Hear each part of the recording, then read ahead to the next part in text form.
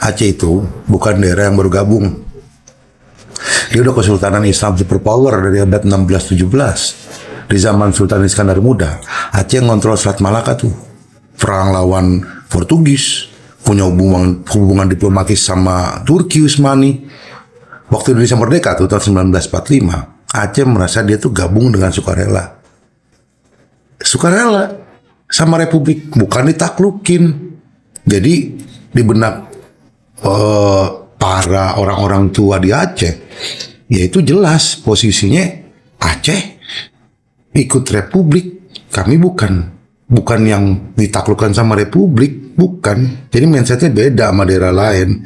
Itu buktinya Belanda aja ngelawan Aceh itu lama loh, dari 1873 sampai 1904. Itu perang terlama Belanda itu di Nusantara. Ya, nah makanya orang-orang Aceh yang tua-tua tuh ngerasa ya mereka kuat, wajar lah tuh. Terus yang kedua, janji dianggap dingkang itu. Ya, ini titik awal kecewanya nih tahun 1945, 1948. Soekarno datang minta dukungan ulama Aceh. Daud, siapa namanya, Daud Bereh gitu. Ya, kasih sumbangan pesawat pertama tuh buat RI itu. Sulewah. Janji Aceh bakal dapat otonomi luas. Nah, 1950 Aceh digabung ke Sumatera Utara. Langsung meledak tuh DITII Aceh 1953, 1959 di bawah Daud Bereh.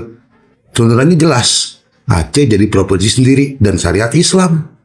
Ya kan? 1959 Aceh dikasih status daerah istimewa. Selesai untuk sementara doang pada saat itu. Terus masalah ekonomi, punya gas tapi tetap miskin. Ya kan? 1971 nih, Harun Natura, gas field ditemukan di Lok Sumawe. Salah satu cadangan gas terbesar di dunia itu. Waktu itu dikelola sama siapa? PT Arun, Pertamina dan Mobil Oil. Ya kan? Makanya narasi yang tumbuh di bawah, gas kami disedot triliunan rupiah ke Jakarta, tapi jalan di desa kami masih tanah, sekolahan roboh. Gitu. Wajar kalau menurutku mah. Data tahun 90-an, Aceh penyumbang devisa besar, termasuk provinsi termiskin malah di Sumatera. Bayangin loh, ini bahan bakarnya utama propaganda GAM nih waktu itu. Ya kan, eksploitasi sumber daya. Apalagi konflik bersenjata DUM dan GAM.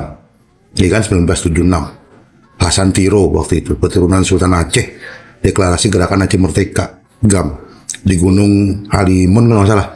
Ya, klaimnya Indonesia itu penjajah baru mengganti Belanda. Ya kan? 1989, 1998. Soeharto tetapkan Aceh sebagai daerah operasi militer, DUM. Ini periode paling kelam kalau menurutku. Ribuan warga sipil jadi korban. Ada kasus pembantaian, pemerkosaan, orang hilang. Di Komnas HAM dicatat itu, ya ada, berat banget itu.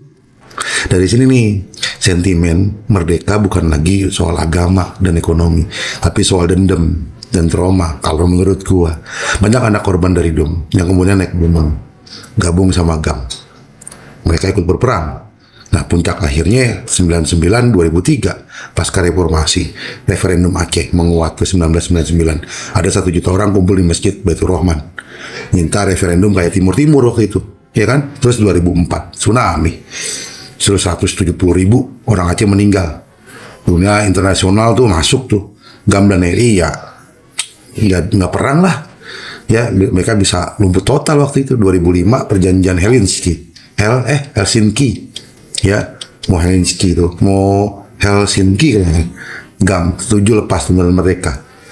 RI kasih otonomi khusus, partai lokal masuk satu-satunya Indonesia. 70% hasil migas dan penerapan syariat Islam di Aceh. Dari sini lahir Partai Aceh. Kenapa sampai sekarang mereka ngotot masih mau merdeka? Ya lu bikin sendiri aja, coba pikirin. Sejarah identitas Aceh itu kuat. Dan mereka bukan ditaklukkan, mereka sukarela. Tapi ya orang Aceh mungkin bisa komen lah. Gue sih modal baca doang sih, gitu doang. Ya, coba komen.